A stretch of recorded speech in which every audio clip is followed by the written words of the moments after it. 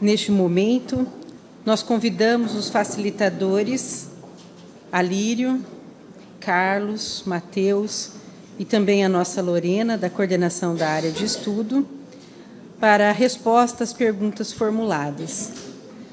Gostaríamos de agradecer a quantidade de perguntas e a qualidade delas, foram inúmeras, e em razão do número de perguntas, nós fizemos uma seleção, aquelas que tinham similitude, nós deixamos em uma delas, para que eles consigam responder no tempo proposto.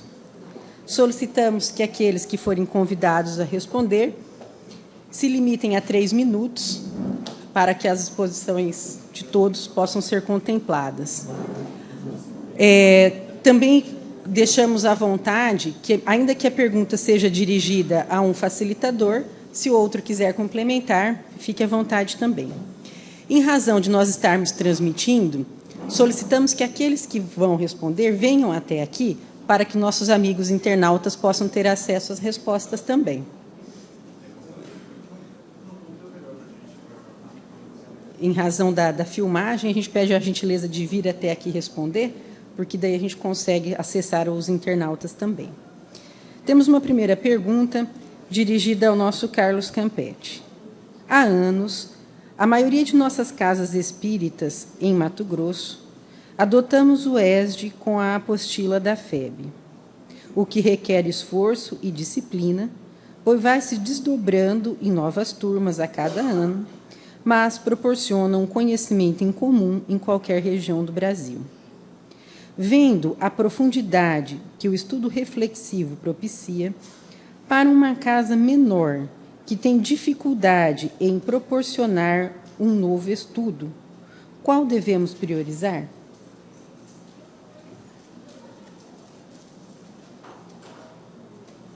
Esse é o grande desafio, não é, para todos nós.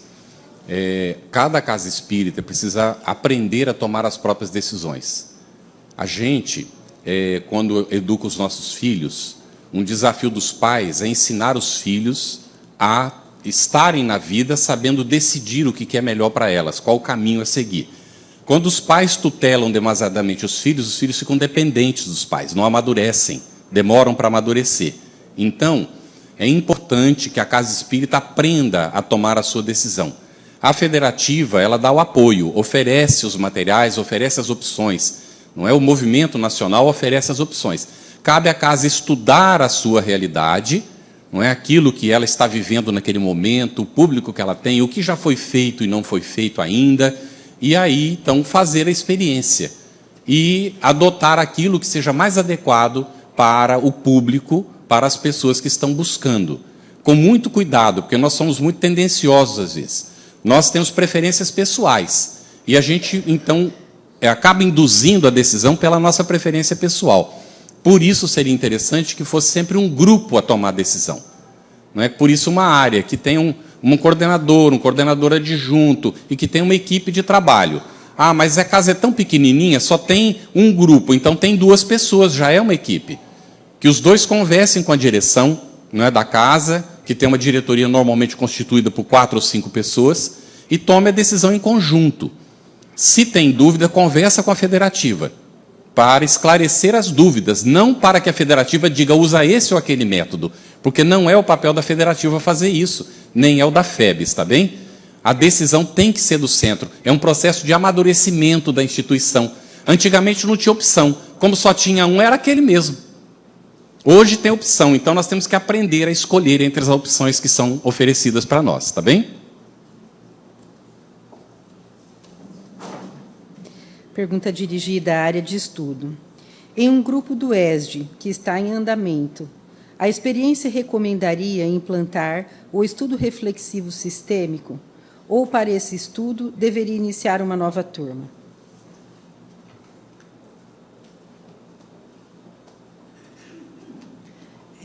O Carlos já fez uma boa parte da nossa resposta, e a gente sempre fala, primeiro eu penso que se o grupo está em andamento, para que parar?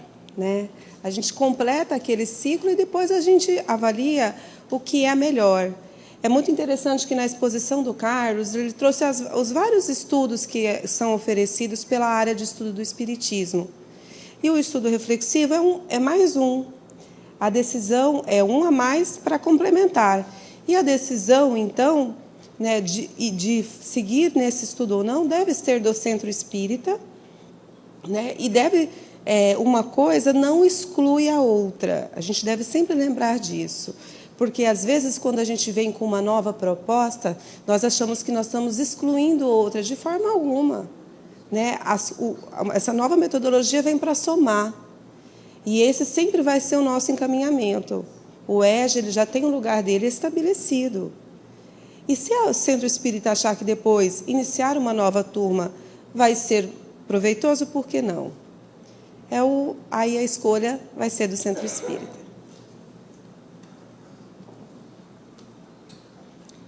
Para o Alírio.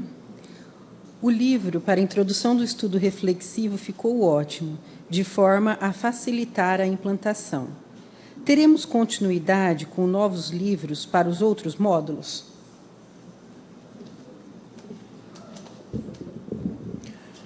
Como nós falamos na nossa exposição à tarde de ontem, nós já temos 4 livros desse programa, do Programa de Estudo Reflexivo Sistêmico das Obras Básicas em conjunto com o Evangelho de Jesus. A Introdução ao Estudo Reflexivo da Doutrina Espírita passa a ser um módulo introdutório e já temos à disposição o módulo 1, poderia pegar na livraria para a gente mostrar? O módulo 1, que é a presença amorosa de Deus em nossas vidas. Temos também já em livro o módulo 2, o significado das leis divinas em nossas vidas, e o módulo 3, a presença amorosa de Jesus em nossas vidas.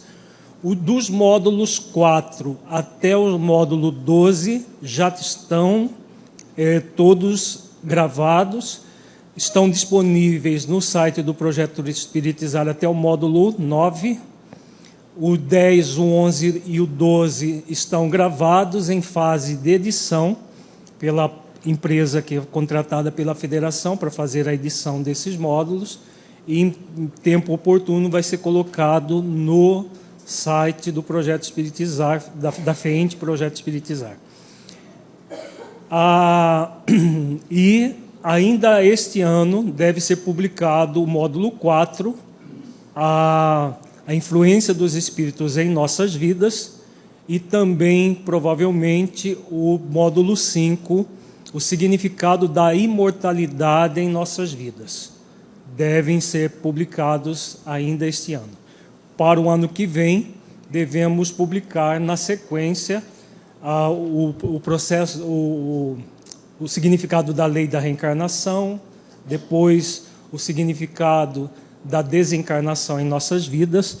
Então, nós temos aqui já disponíveis presença amorosa de Deus em nossas vidas, o significado das leis divinas em nossas vidas e a presença amorosa de Jesus em nossas vidas. Módulos 1, 2 e 3.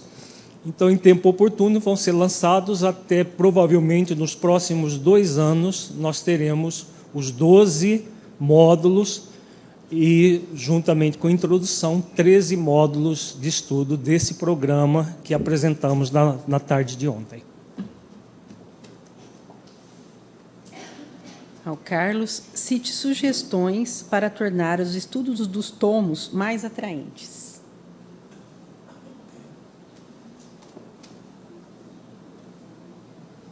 Bem, ontem a gente até apresentou aqui, né, uma ideia de como fazer um processo dialógico.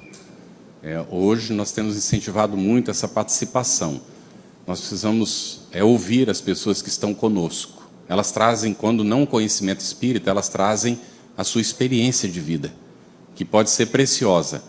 E cabe ao facilitador, não é, através das capacitações, desenvolver a habilidade de conduzir, porque sempre aparece no grupo pessoas, às vezes, que querem monopolizar, falar o tempo todo, não é? A gente já viveu muitas experiências. Poderia aqui levar um tempo grande contando das experiências que a gente viveu com participantes.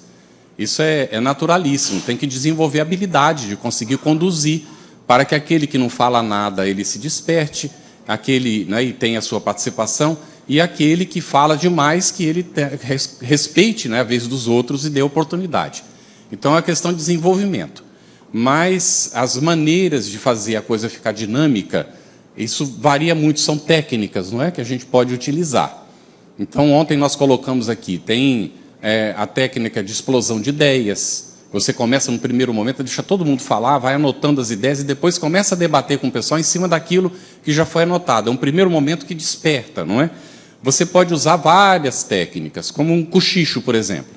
Cochicho, duas pessoas, não precisa mover ninguém, 2 a 2, vão debater durante 3 minutos. 1 minuto para cada um e 1 minuto para a conclusão, sobre tal proposta, que não pode ser muito profunda, a introdução do assunto. E aí ouve algumas duplas, não precisa ouvir todo mundo, não é? Porque não vai dar tempo, senão ficar a reunião inteira ouvindo todo mundo. Pede para as pessoas só dizerem aquilo que alguém ainda não disse, para não haver repetição, porque senão começa a repetir. E também porque é obrigado, se ele, para não repetir outro, ele é obrigado a ouvir. Porque nós temos um grave defeito, a gente quer falar, mas não ouvir. Então a pessoa fica ansiosa para falar e ela não presta atenção no que o outro falou e repete o que o outro disse, com outras palavras. Então a gente pede, fica atento, porque você só falará se agregar alguma coisa àquilo que já foi dito. Ou você pode fazer, ao invés do cochicho, o zum zum. O zum zum já são 3 pessoas. Aí já são 5 minutos. Não é para debater. 1 minuto para cada um falar no grupo e 2 minutos para concluir, porque já são 3, já é mais difícil concluir. E aí apresenta a ideia do grupo, não a ideia pessoal. E assim vai. As técnicas são muitas. Em um dado momento, não abusar disso, porque tem grupos que começam e só fazem trabalho de grupo. Mas o trabalho de grupo é um recurso para dinamizar. Em um dado momento, dividir a equipe, né, o grupo, em vários subgrupinhos para discutir alguns tópicos. Podem ser as mesmas questões ou tópicos diferentes, que se complementam. E assim sucessivamente. As ideias de dinamizar são muitas. O importante é que o facilitador entenda: aquela reunião não é uma palestra pública. Ele deve falar quando necessário. Se não for necessário que ele fale, ele não deve falar. Deve dar oportunidade para que outros falem. Isso nos parece o mote fundamental, né, do processo da intermediação dialógica. Tá bem? Pode continuar aqui. Outra pergunta. Achei interessante o momento da leitura de livros espíritas no ambiente doméstico. Como ela é realizada? Ok. Nós, quando estávamos todos juntos, nos sentávamos num sofá da sala e aí, então, escolhemos o Evangelho segundo o Espiritismo para começar, de ponta a ponta. A gente começou a ler da introdução e fomos lendo. Cada um lia 2 páginas ou 4 páginas, ou 1 ou 2 folhas. Normalmente 4 páginas cada um. Como nós éramos 3 lendo, 2 lendo no começo, né, depois a filha agregou, que no começo ela não lia. Então nós líamos cerca de 8 páginas, ou 4 páginas, ou 8 páginas por dia. Bom, com o tempo, então, a gente vai vencendo os livros. A gente faz uma prece inicial, um de nós faz a prece, aí pega o livro e lê. E aí comenta. Cada um fala o que entendeu. A gente interrompe no meio. Não faz a leitura completa, não. A gente está lendo, para explicar, para comentar. O outro pede, espera um pouquinho, isso aí me deu tal ideia. Eu não entendi esse trecho. E assim nós vamos. Não tem obrigação, naquele dia, de ler 8 páginas. Você vai ler o que ficar entendido. E assim vai. Termina a leitura, termina essa conversa, a gente faz uma prece. Mas essa prece, a gente faz uma prece mais bem, uma irradiação mental. Nós oramos pelas pessoas da família, pelos amigos, pelo movimento espírita, pelos companheiros de outra religião. É uma prece que dura em torno de 3 a 4 minutos, é um pouquinho mais longa do que a prece normal. E a gente faz isso todos os dias dessa forma. Tá bem? Então, esse é um método que a gente utiliza. Hoje, como nós nem sempre estamos juntos, Então, nós abrimos o celular ou o computador e falamos pelo FaceTime do iPhone, não é, que nos facilita muito, ou pelo WhatsApp. E aí nós, se a internet está boa, a gente utiliza imagem para nos ver. Se não está boa, a gente fica só na voz.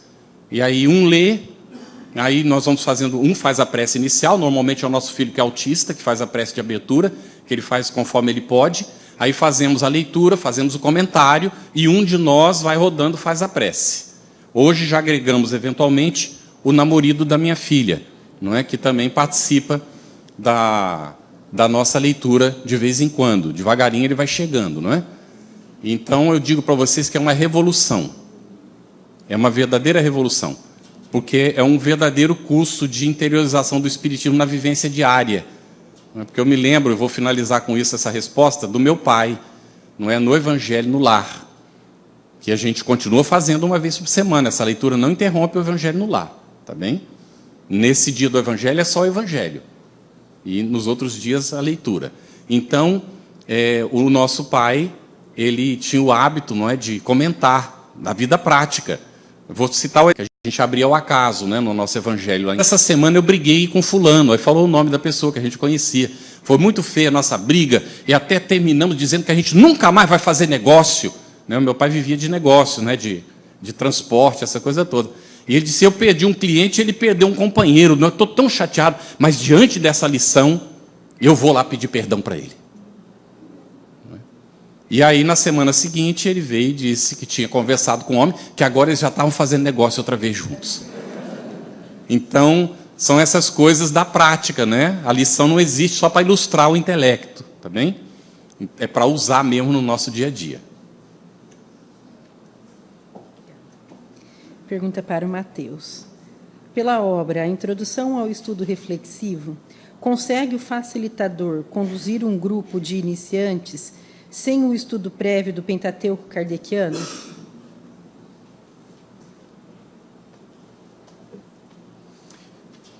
A nossa experiência, como colocamos na nossa exposição, nos diz que sim. Porque muitos que chegam à casa espírita, hoje, pela porta do sofrimento ou pela porta do ápice, por exemplo, elas não têm noção nenhuma de espiritismo. Elas já ouviram ou assistiram a uma novela que falava de alguma coisa que não é espiritismo, mas que passa por ali, e ela chega à casa espírita. E o livro Introdução ao Estudo Reflexivo, ou o livro Égide, ele pode atender essas pessoas, introduzindo a doutrina espírita de forma aprofundada, de forma reflexiva, de forma doutrinária, para que a pessoa ela corporifique os ensinamentos em si, corporifique o saber reflexivo em si, e mais tarde vai caminhando às obras básicas. Então, nós entendemos que é possível aqueles que chegam à casa espírita sem conhecimentos prévios de obra básica, começar com uma obra que está sistematizada justamente para auxiliar esses que estão chegando. Ela é sistematizada desta forma, o ESG é sistematizado desta forma, a introdução, o introdutório é sistematizado desta forma para receber e dar os primeiros apontamentos da doutrina espírita para todas as pessoas.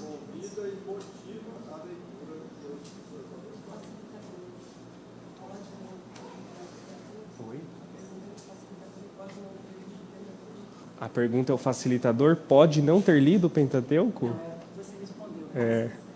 Fazendo um adendo aqui, mas a mediunidade não está muito boa.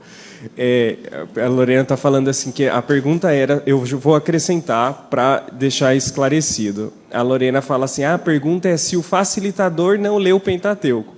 E aí, se o facilitador ele não leu ou não tem um conhecimento básico da doutrina espírita, como é que ele vai passar o conhecimento básico da doutrina espírita? Então, o facilitador, ele, para facilitar, ele é convidado a estudar a doutrina espírita antes. Ele se forma depois para formar outros, né? A Lírio está usando aqui o jogo de palavras ele não vai facilitar nada, ele vai ser, ao invés de ser facilitador, ele vai ser um complicador. E o Saulo acrescentou aqui que o estudo introdutório ele convida, ele acolhe para que a pessoa posteriormente possa estudar por si só as obras básicas, motivando essas pessoas a estudar as obras básicas.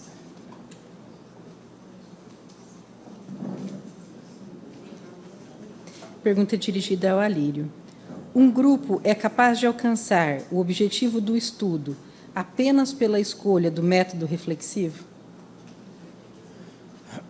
Como nós falamos na nossa exposição ontem, o método reflexivo consciencial é um método que nós desenvolvemos a partir das próprias orientações dos espíritos superiores no Livro dos Espíritos, especialmente, baseado naquelas questões que apresentamos, as questões 614, 619, 621, 621A, 627, especialmente, mas também 642, 632, todo o capítulo sobre as obras básicas, sobre as leis divinas que está no Livro dos Espíritos, na primeiro capítulo da parte terceira, as leis morais.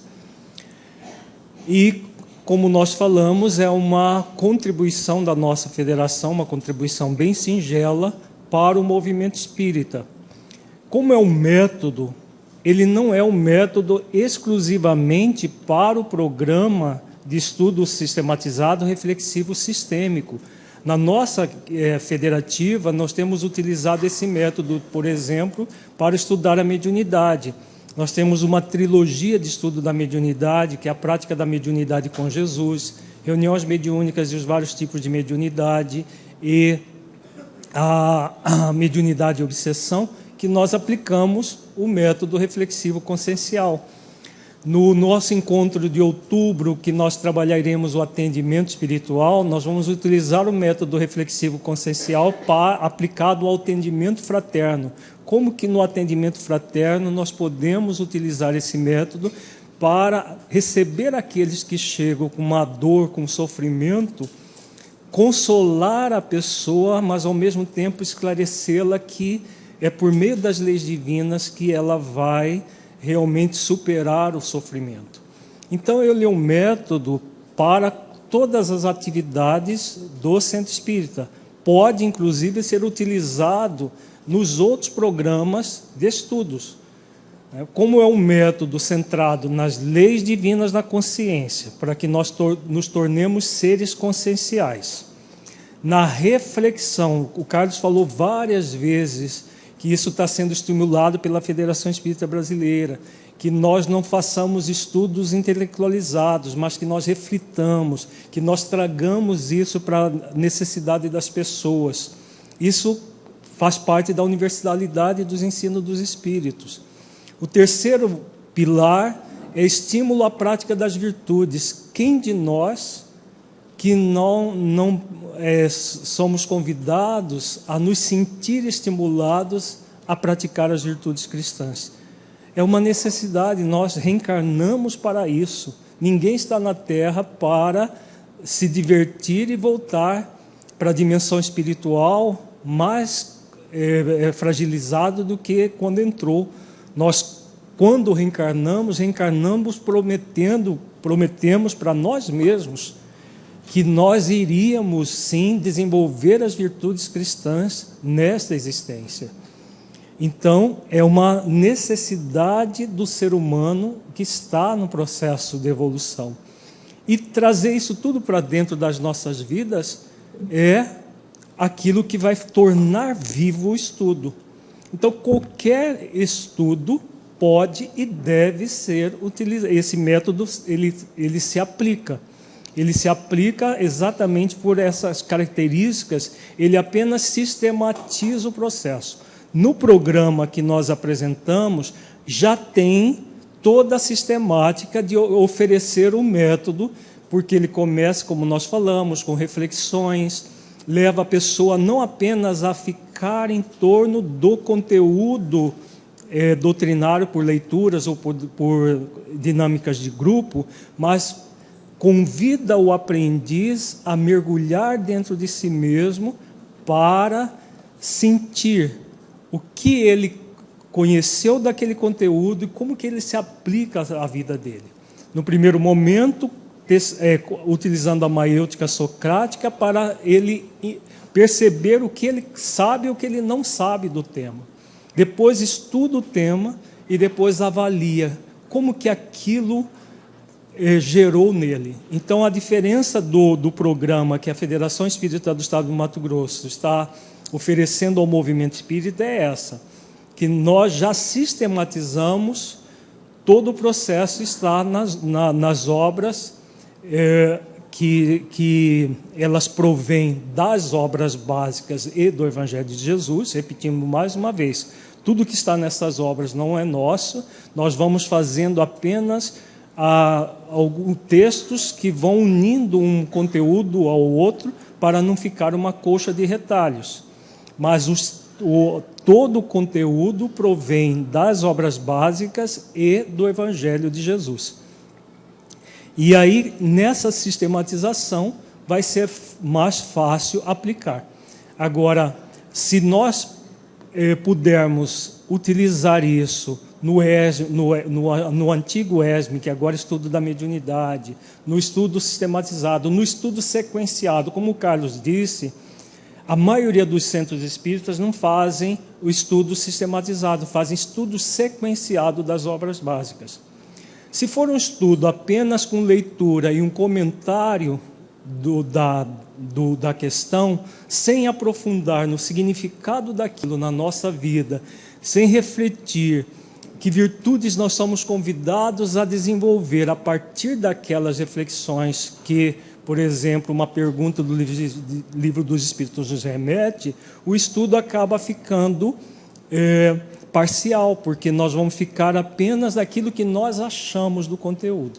Então, no estudo sequenciado, utilizar o método reflexivo consciencial, estar sempre atento que existem esses 4 pilares para nós refletirmos, vai propiciar um estudo com muito mais dinamismo e com muito mais profundidade para o nosso aprendizado. Então, repetindo mais uma vez, é uma contribuição singela, sem objetivo de impor nada a ninguém, mas de convidar as pessoas a refletirem sobre o método. Ver a validade dele, porque, como repetimos, ele é baseado nas leis divinas e nas orientações dos benfeitores sobre as leis divinas em O Livro dos Espíritos.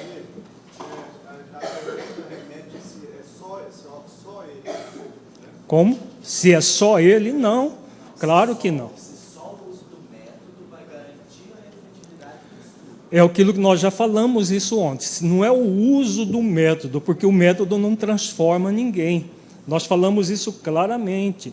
Nenhum método transforma pessoas, porque seria muito fácil para transformar a humanidade. Cria-se métodos e coloca as pessoas no método. É o esforço de colocar em prática o método que transforma. Então, não é o conhecimento das leis que transforma ninguém. Porque quantos conheciam profundamente as leis estão lá retratados no livro Tormentos da Obsessão. Nós sempre citamos aqui o caso do Leôncio, que chegou de ser escritor espírita, está lá no texto do livro Tormentos da Obsessão. Era um escritor espírita, tinha conhecimento profundo, ministrava cursos de passes e de outros, e ficou lá 20 anos sendo chicoteado por espíritos na dimensão espiritual. Então, havia conhecimento nesse personagem chamado Leôncio, sim. Agora, houve um trabalho para trazer o conhecimento dentro de si, fazendo esforço para desenvolver as virtudes cristãs em si mesmo? Não. No Leôncio, no Ambrósio, que é aquele médium que eles retiram de uma caverna que estava algemado e ficou durante 20 anos algemado dentro de uma caverna, sendo chicoteado por espíritos. Foi retirado ainda cheirando a cadáver, porque ele tinha morrido, mas ainda não tinha desencarnado. Então, são múltiplos exemplos. Por que existe isso tudo no movimento espírita ainda? Porque ainda nós não estamos exercitando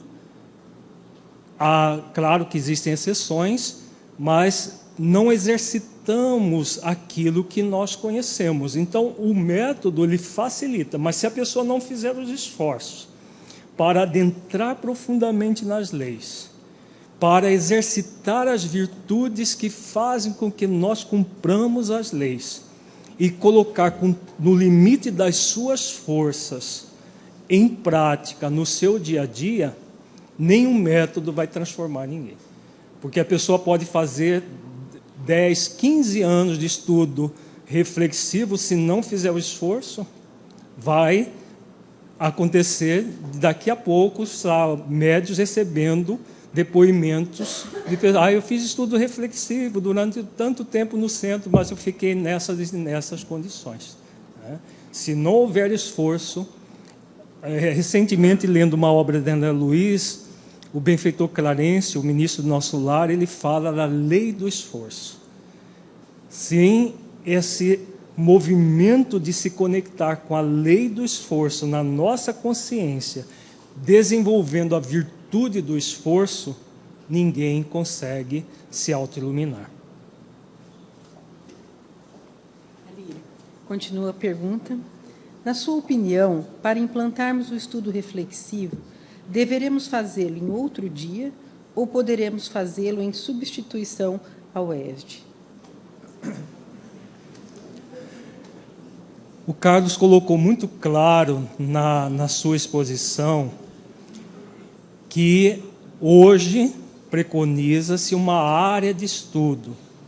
Na área de estudo, tem espaço para todos os programas que nós achamos pertinente. Então, quando nós desenvolvemos esse programa, o objetivo não era substituir o ESD, nem acabar com aquilo que já existe, porque em todo o processo de desenvolvimento de uma ciência, das instituições, nós vamos ampliando cada vez mais.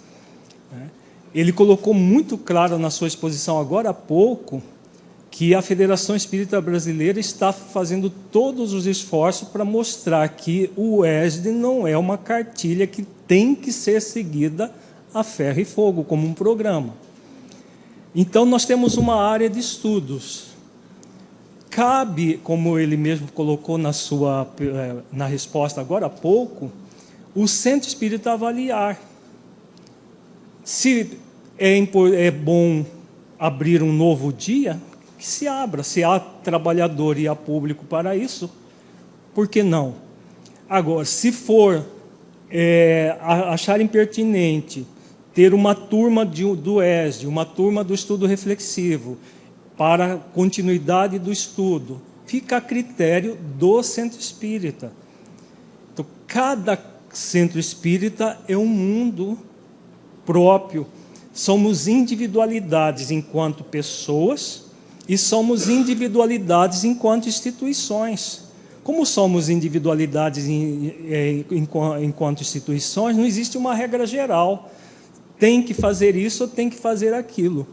Cada instituição, de acordo com a sua clientela, os seus frequentadores, vai se adaptar à sua necessidade. Nós ontem mostramos o exemplo de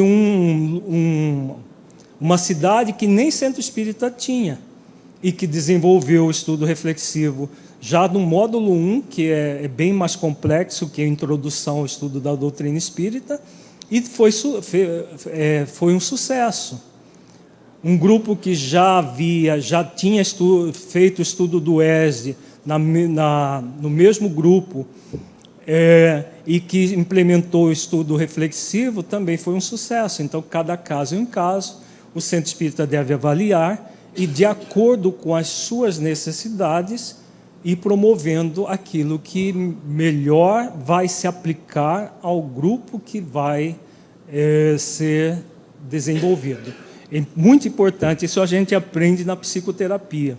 Como profissional da área, uma vez, num curso, uma psicóloga, que foi nossa professora, ela diz: o mau profissional é aquele que, tendo um único método, aplica esse método para todos os clientes. É como se ele tivesse um martelo e aí ele quer transformar todo mundo em prego. E aí ele tem o martelo e vai querer transformar todos os clientes em prego. O profissional da área da psicologia, nós estamos falando para fazer analogia, o profissional da área da psicologia que, tendo conhecimento de várias técnicas e várias abordagens, de acordo com a necessidade do seu cliente, ele vai aplicar aquele processo terapêutico para a necessidade do cliente, e não ele impor uma única abordagem. Da mesma forma é o centro espírita.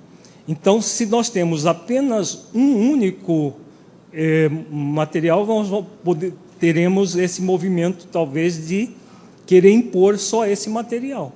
Mas quando nós temos uma multiplicidade, como é a proposta atual do Conselho Federativo Nacional da Federação Espírita Brasileira, fica a critério de cada centro espírita aplicar os conteúdos, não querendo ter só martelo e só prego no centro espírita, né? Usando a analogia que a Consuelo Imediato, né, foi minha professora do Acordé também, nós fizemos o curso juntos, de Psicologia Transpessoal, há 20 anos atrás com ela, e ela nos colocou isso que nos marcou bastante. Então, ter um conjunto de possibilidades enriquece essas possibilidades no centro espírita. Pergunta dirigida ao Carlos. Podemos afirmar que a similitude dos métodos reflexivo-consciencial e interação dialógica, no que diz respeito às perguntas reflexivas, é decorrente da multiplicidade do ensino dos espíritos superiores?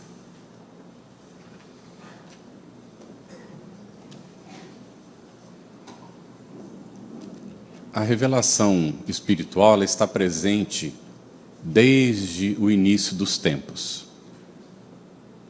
É a mesma coisa que perguntar: a verdade é relativa?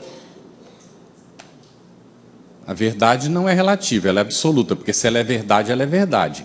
Relativa é a nossa capacidade de entendimento. Então, na medida em que nós amadurecemos, nós começamos a perceber coisas que estavam, mas a gente não tinha visto, não tinha percebido. Que é a ideia do Sai Baba, não é? Da lâmpadazinha. Nós estamos com lâmpada de 40 watts iluminando as coisas. Aí, quando acende uma de 60, a gente começa a ver que havia coisas que a gente não tinha visto. E, inclusive, sujeira que tem que ser limpada, que a gente não tinha percebido.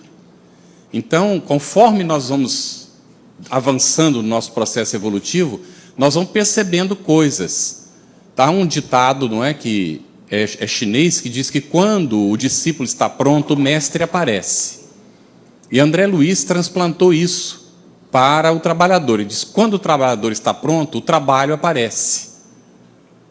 Não significa que o trabalho não tivesse ali, estava para ser realizado já, mas o trabalhador não estava pronto, ele não via, não percebia.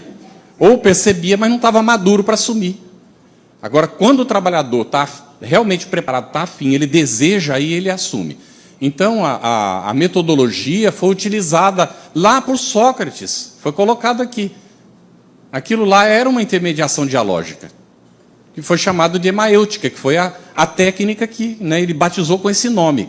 Vem Jesus depois e usa a mesma metodologia. E utiliza a figura ou o recurso das parábolas para poder chegar no sentimento das pessoas. Então, vamos lá. Até em complemento àquilo que a gente vinha falando, nós descobrimos num certo momento, não sei se vocês tiveram a oportunidade de ler Sabedoria do Evangelho, de Carlos Torres Pastorino. A FEB está com esses livros para ser reeditado. Foi feito um acordo com a família e a FEB vai reeditar esses livros. Foram 8 livros publicados, Sabedoria do Evangelho. Eu tenho uma cópia xerográfica, doido para sair. O primeiro volume, inclusive, teve algumas alterações, né, atualizações feitas pelo próprio autor, ainda no leito do hospital. Isso. Tem PDF na internet. Se você entrar na internet e colocar, não é, Sabedoria do Evangelho, você pode baixar. Só que as cópias PDF não são muito seguras, não é? Inclusive, tem muitos livros da FEB em PDF que, quando a gente está lendo, tem alterações, adulterações dentro deles. Então, a gente não sabe como é que isso acontece, mas, infelizmente, acontece. De toda maneira, a gente, né, eu também tenho essa cópia. É que, quando eu encontrei, falei, pelo menos a gente está preservado o conteúdo, mas ele pode ter alterações, a gente não tem garantia disso. A FEB vai reeditar esses livros. Ali, né, juntando o que está em Sabedoria do Evangelho e outras reflexões pessoais, a gente chegou a um método de estudo do Evangelho que é pessoal, que a gente pode utilizar. Toda vez que a gente lê um texto do Evangelho, isso vale para qualquer texto, existe a interpretação do que diz a letra. Gramaticalmente, o que é que está escrito? É o texto. Você examina o texto em si. É bom fazer isso? Lógico que é bom. Aí você tem a segunda interpretação. Para o que é que esse texto está dizendo em termos, não é, da vida? O que esse texto diz em termos da vida que eu tenho, da vida que eu estou vivendo, do mundo onde eu estou?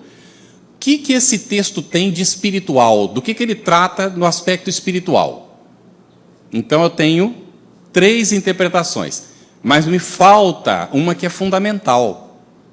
Ao que é que esse texto se aplica a mim, a minha realidade, no que é que ele me ajuda, o que ele me proporciona para a minha transformação. E aí a gente fez uma análise relativamente completa, que ela não é, porque existem outros aspectos, não é, que a gente pode encontrar, mas que nos ajuda muito na interpretação. O que tudo isso é? Isso é reflexão. Se nós vamos examinar os textos de Kardec, ele sempre fazia uma tese, uma antítese, uma análise e uma síntese. Normalmente ele utilizou isso nos textos dele. Tese, antítese, aí vem uma análise e aí vem... Ou às vezes ele fazia inversão. A tese, a análise, a antítese e... Então, a conclusão daquilo, não é? Que é o entendimento, a síntese. Então, as metodologias variam muito. No entanto, o que interessa efetivamente é a gente examinar aquilo que está sendo adequado e experimentar e observar. O que pode funcionar para um grupo pode não funcionar para o outro. E ter essa flexibilidade. O terapeuta, como foi citado ainda há pouco, né, que está preparado, ele vai ver que ele escolheu inicialmente uma forma de tratar com o paciente e pode chegar à conclusão dentro de algum tempo que ele vai precisar fazer alterações. Porque não está funcionando. É a grande dificuldade da alopatia, que é um medicamento só para todo mundo, para uma doença específica. Não funciona desse jeito na realidade, porque o medicamento que funciona para um não funciona para o outro. Isso é uma realidade que vai se chegar a essa conclusão em algum momento, e que a homeopatia já falou isso lá no passado. Então, cada realidade é uma realidade. O que pode funcionar para mim magnificamente bem, pode não funcionar para o meu irmão, que nasceu da mesma mãe, que teve a educação do mesmo pai, porque nós somos individualidades, isso é natural. Agora, a gente utiliza e vai vendo o que ajuda a maioria. Por isso, essa diversidade que vai aparecendo agora, tá certo? Porque nós estamos prontos para lidar com ela, ou deveríamos estar. Se não estamos, nós estamos atrasados com isso. Por isso, a gente está incentivando o centro espírita a assuma a sua autonomia. Não é para ficar independente dos outros, mas justamente para ter condições de tomar decisão e contribuir com o conjunto de maneira madura.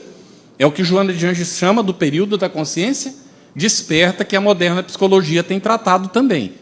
Não é? Ser conscientes do nosso papel, da nossa responsabilidade e daquilo que nós precisamos fazer. Para que eu não olhe, não é? Desculpa a Lorena, para a Lorena, numa relação, não é, que a gente está tendo de atividade, uma coisa deu errada, e eu digo assim, foi por culpa da Lorena. Porque se eu fizer isso, evidencio já de imediato que eu não estou maduro para entender que isso é um processo, e que não existe culpado dentro desse processo. Existem as pessoas tentando fazer, e cada uma dá o melhor de si. Ou não, que é uma escolha da pessoa, não é? Mas que esse processo não está funcionando bem porque eu estou participando dele e eu não estou, provavelmente, dando o meu melhor, porque senão teria acontecido diferente. Então, a culpa não é de ninguém, a responsabilidade, a corresponsabilidade é minha. Vou só citar para vocês. Um indivíduo foi concitado pela mulher para ficar observando por que a família do lado, eles saíam sempre abraçadinhos, para onde eles iam juntos. E ela queria entender, porque os dois viviam as turras. E o marido, espião, então, pulou o muro e resolveu ficar ali, pertinho, né, ouvindo. Aí, ouviu o marido chegando, né? Ele quis pegar desde a hora que o marido chegava do trabalho, e a mulher estava limpando alguma coisa e deixou um balde. E o marido chegou e chutou o balde. Ele não viu o balde caiu. Ele disse: "Oh, querida, me perdoa, me dá o pano, olha o que eu fiz. Eu chutei o balde." Ela falou: "Oh, querido, me perdoe, fui eu que deixei o balde no lugar errado." Aí o marido voltou, entrou em casa, silencioso, quieto, e a mulher disse assim para ele: "Você já voltou?" Ele: "Já." "Ué, mas você não ia observar para saber qual é?" "Mas eu já observei." "Ué, e por que dá para eles dar sempre tudo certo, eles estão tão bem daquele jeito?" "Ah, querida, lá porque é o seguinte, é que lá a culpa é dela e é dele. E aqui o problema é que a razão é sempre minha e sua." Então, vamos, não é, entender um pouquinho que a relação depende muito da gente assumir aquilo que é nossa responsabilidade. E, normalmente, nós somos corresponsáveis dentro do processo. Como a Lírio disse, os métodos vão funcionar se nós os entendermos e os aplicarmos devidamente com o público certo no momento adequado, não é, para chegar a um fim. E um não substitui o outro. Eles se complementam. Porque, em realidade, a proposta do ESG foi levar a isso. Não, a ideia não é que o indivíduo vá lá e se intelectualize, e o conteúdo não basta por si mesmo, mas muita gente não estava acostumado, de jeito nenhum, com esse tipo de trabalho. Teve gente que pegava a apostila e levava a apostila para a sala e fazia uma palestra com a apostila, e chamava aquilo de grupo de ESG. Aí vai para uma capacitação e o indivíduo entende: "Ai, meu Deus, estou fazendo errado, porque não é mais para fazer palestra agora." Então, vamos ler o que está proposto fazer. E tem sempre a proposta, não é, de levar o indivíduo a aprender a ser autodidata. Se o facilitador utilizasse toda a bibliografia, leva inclusive os livros para uso dentro de sala, é natural que os participantes, depois de 3, 4 anos juntos, tenham o hábito da leitura, sozinhos, e sejam autodidatas do estudo. Mas nem todo facilitador nem lê a bibliografia, nem leva para a sala. Aí não funciona o método, lógico que não. Aí há sempre a reflexão, a necessidade de colocar aquilo na prática. Para que serve esse conteúdo todo se não é para usar na vida? Mas o facilitador esquece desse pedaço. Então, ele não se cumpre. Todo método depende do entendimento perfeito dele e da sua aplicação. Porque o Espiritismo nasceu com essa proposta. Ele é dialógico. O próprio livro dos Espíritos está escrito com perguntas e respostas, para nos levar ao hábito da reflexão. Um dia eu perguntei para o Raul: "Raul, quando você está lendo um livro, você conversa com o autor?" Ele olhou para mim e falou: "Lógico que eu converso." Aí eu digo: "Aqui está legal então, porque eu achei que eu estava meio doido, porque eu estou lendo um livro e fico batendo a minha cabeça, eu estou lendo e estou ali perguntando por que ele disse isso. Por que você falou isso? Por que você não disse tal coisa nessa hora? Será que você vai dizer tal coisa em algum momento? Aonde você quer chegar com isso?" E assim vai. É aquele diálogo, sabe? "Ó, que interessante, caramba, isso aqui traz como consequência." É como se eu estivesse falando com o indivíduo. A minha cabeça está ali a 1000 por hora. Não é, conversando com o indivíduo. E a palestra? Você ouve uma palestra, você dialoga com o palestrante? Quando eu estou fazendo palestra, eu acompanho o olho das pessoas. Eu vejo quando a pessoa está conversando comigo. Quando ela efetivamente está acompanhando aquilo, está fazendo diferença para ela. Tá certo? Então é o recurso que o Alírio estava falando. Às vezes você tem que tirar da manga um recurso, porque você está olhando e o público está alheio. Porque você não está chegando. Então tem que mudar alguma coisa. Porque a questão é nossa. A metodologia pode ser perfeita, mas ela pode não estar funcionando para aquele público naquela hora. Tá certo? Aí nós temos que fazer a devida adequação, a devida adaptação. Agora, a dialógica a reflexão, pode ser utilizada em qualquer estudo. Sempre pode ser utilizada em qualquer estudo. E o conveniente é que a gente utilize, porque senão nós não chegamos ao fim, o objetivo daquele estudo, que é que as pessoas saiam, o ideal é que elas saiam do estudo e cheguem dentro do carro e um fale, né, se vão dois, um comente com o outro que foi estudado. Ou que o indivíduo chegue em casa, ela chega em casa e encontra o marido e diga, hoje lá no centro nós estudamos e tratamos disso, olha só o que foi que eu descobri hoje lá. Então, como agora há pouco nós encontramos, né, na entrada, uma senhora que me disse assim, lá em casa eu ensinei todo mundo a abraçar ontem. Tá certo? Então, alguma coisa que a gente leva, que a gente vai depois estar refletindo sobre aquilo, que tem repercussão. Então, a ideia do método que melhor funciona é esse, que deixa essa necessidade da gente seguir pensando e refletindo e aplicando aquilo na nossa vida. Nós agradecemos aos facilitadores e pedimos escusas às demais perguntas que não foram lidas em razão da nossa programação.